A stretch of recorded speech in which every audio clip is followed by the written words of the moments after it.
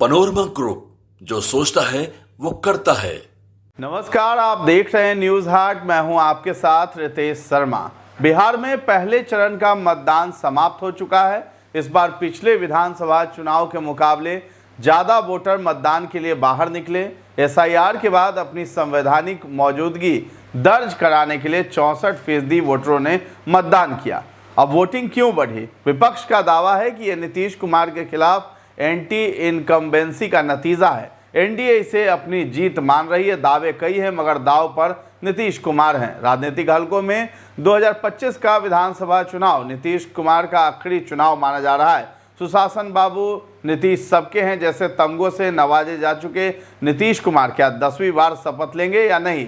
क्या तेजस्वी मंडल राजनीति के दूसरे उत्तराधिकारी बन जाएंगे? ये बड़ा सवाल है। इस सवाल के जवाब में मुजफ्फरपुर के मोहम्मद अमानुल्लाह है। वो कहते हैं कि नीतीश किसी एक जाति के नहीं हैं, वो सबके हैं। उन्होंने बिहार को उत्तर प्रदेश नहीं बनने दिया, जहां मुसलमानों के घर पर बुलडोजर चलते हैं। कुर्नी विधानसभा में आरजेडी के खुले समर्थक सबू मिर्जा ने भी बातचीत में बताया कि वो जदयू को वोट नहीं देते, मगर पिछले 20 साल में नीतीश कुमार का कोई बड़ा विरोध किसी ने नहीं किया। चुनाव से पहले जो कैश स्कीम सरकार ने लागू किया, उससे महिला वोटर भी खुश है।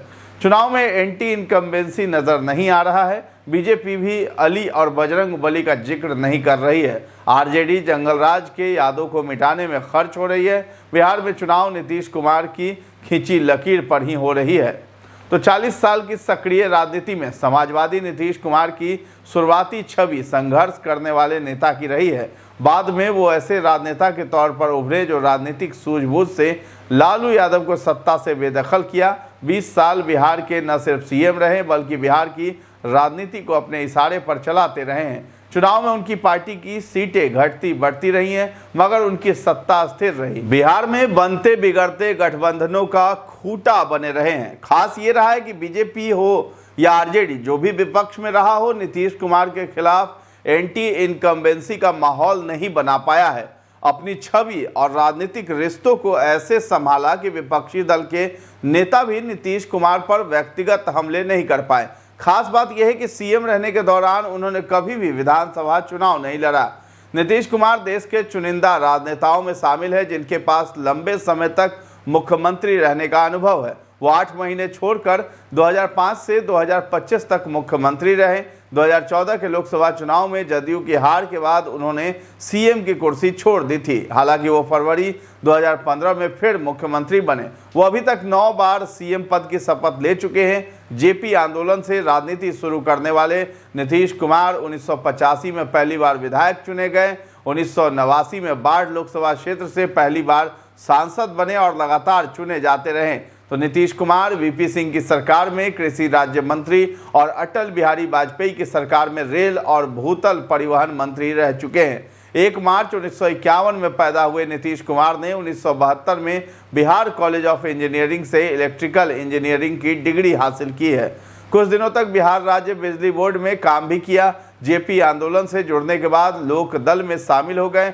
बीते दशकों में समाजवादी विचारधारा की पार्टियों का नाम और स्वरूप बदलता रहा। इसी कड़ी में वो जनता दल का हिस्सा भी रहे। इस पार्टी से वो विधायक, सांसद और केंद्रीय मंत्री बने। 1994 में लालू यादव के वर्चस्व और जनता दल में बढ़ते दबदबे से नाराज जॉर्ज फर्नांडिस ने समता पार्टी बनाई। नीतीश भी संस्थापक सदस्यों में एक थे। तब समता पार्टी की पहचान कोयरी और कुर्मी की पार्टी के तौर पर होने लगी थी।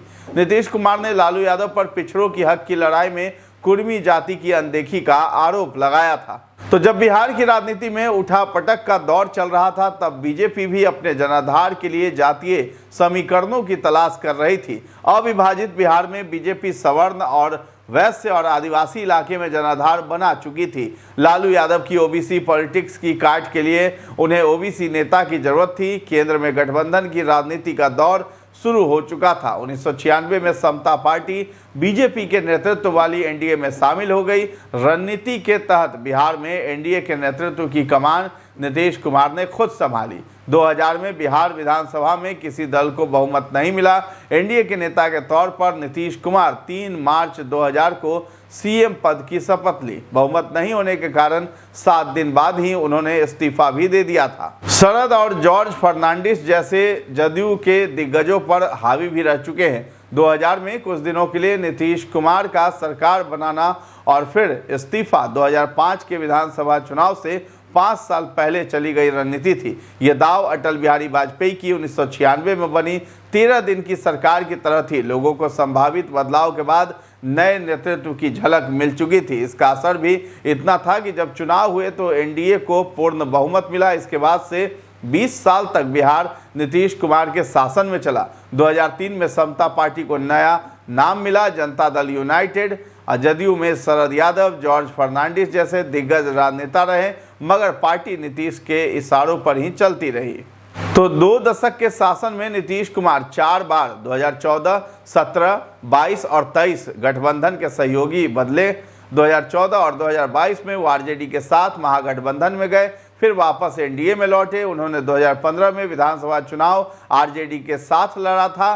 2014 के लोकसभा चुनाव में जदयू अकेले चुनावी मैदान में उतरी। इन 2 चुनाव के अलावा हर चुनाव में नीतीश कुमार ने बीजेपी से गठबंधन किया। बिहार में राजनीति करवट लेती रही, मगर नीतीश कुमार जिधर भी गए सीएम की कुर्सी उनके पास ही रही।